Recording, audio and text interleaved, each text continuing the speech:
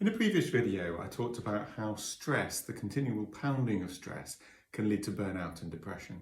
So it would be easy to conclude from that stress is a bad thing, we've got to avoid it or we might get depressed. But that's not true at all, because a certain amount of stress is what life's about. It's what gets us up in the morning. It's what gives us adrenaline and excitement and purpose.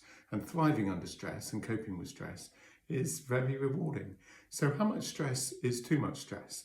Well, we can think about it a bit like this. If we think of increasing stress along here and how well we're performing at work and also just in our life and how well we feel we're managing with life up here, then if we have no stress at all, we're not going to perform very well. That's when you're bored at work because there's nothing to do, you're not being stimulated, or maybe you're out of work and you just feel frustrated that you can't do anything.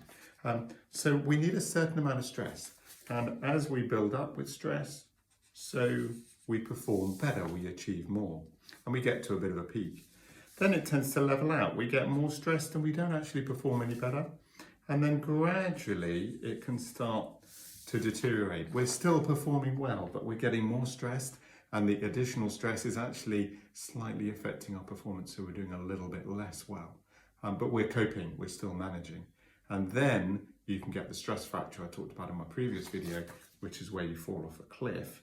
And that's why it can be like the straw that broke the camel's back, when we think, gosh, I was doing fine, and then that last thing tipped me over the edge.